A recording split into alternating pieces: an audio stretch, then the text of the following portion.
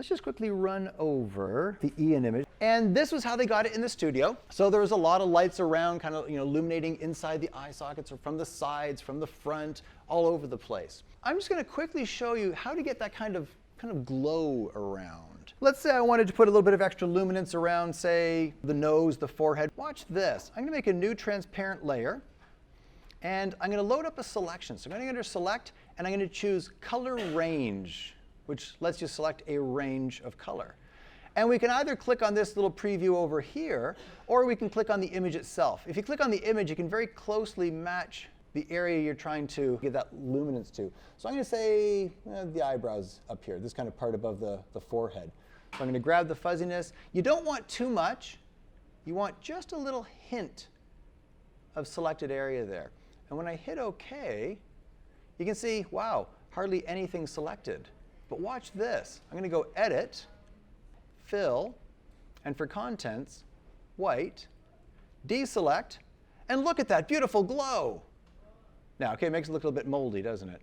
But watch, if we blur it, Filter, Blur, Gaussian Blur.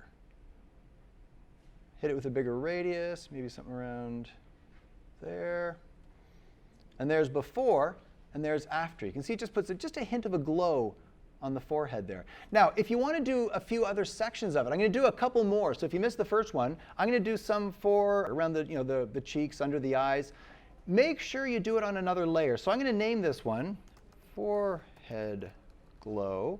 And then I'll make a new transparent layer for the glow around the cheeks. If you try to do it on the same layer, let's say I kept the forehead glow layer selected, and I made a selection for the cheeks, filled it with white. When I blurred the white on the cheeks, it would add extra blur to the glow on the forehead. So we want to make sure we do this in separate layers so we don't over blur the first ones that we did. Cheeks glow. And I'm going to go under Select, Color Range. And let's say I want to get these little highlights along here. So I'll just click right on it. Click. And if you look at the fuzziness slider, that's creepy looking. Something around there. Maybe not quite that much. There we go. Then I'll hit OK. And we can see the bits that got selected. It's really not much. Then I choose Edit, Fill, and for Contents, White. OK. Now I get rid of the marching ants, Command D to deselect. If you don't deselect, when you do the blur, it can only blur what's inside this selected area. So by deselecting, Command D, it can blur all around the outside there. So again, he's looking a little bit moldy, but it's OK, because we're going to blur that. Filter, Blur, Gaussian Blur.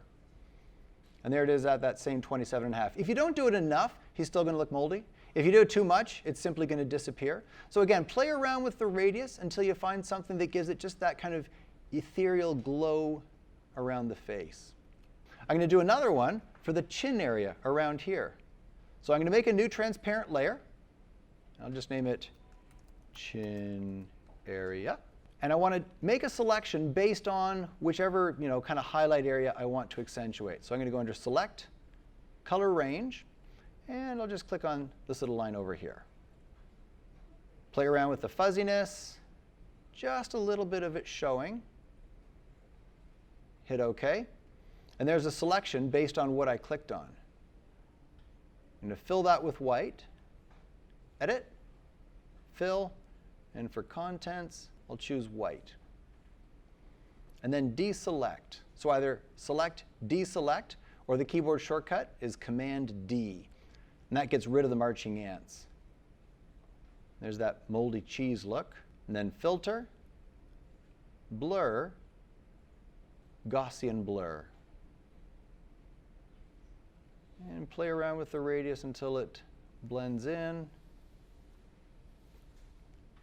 And there's the chin glow. There's the forehead, there's the cheeks, and here's all of them together. There's before, and there's after. Here's the areas that I got. So it was kind of around here. Actually, you know what? I'll make a new layer, and I'll fill that with black.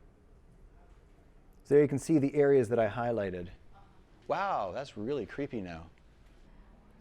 And play around with some other stuff as well to make it look a little more Greenberg-esque. Like here I've done a little bit of vignetting around the outside, give it a little more punch. I did a few other things as well. Here's the glows. There's the chin, there's the forehead, there's the cheeks. Then I did some dodging and burning.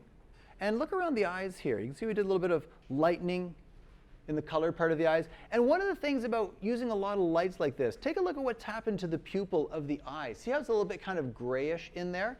So I did some dodging and burning, and by painting some black in the pupil, I was able to kind of darken that down a bit.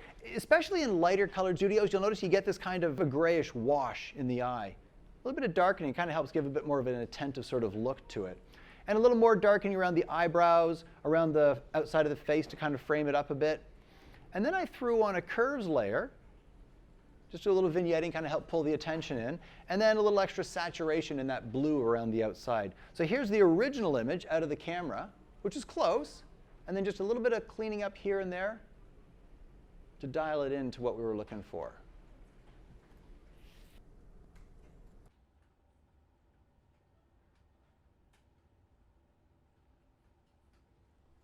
Another thing I often find with this lighting style is it kind of lights up the inside of the mouth. So I just did a little dodging and burning to darken down the tongue there as well.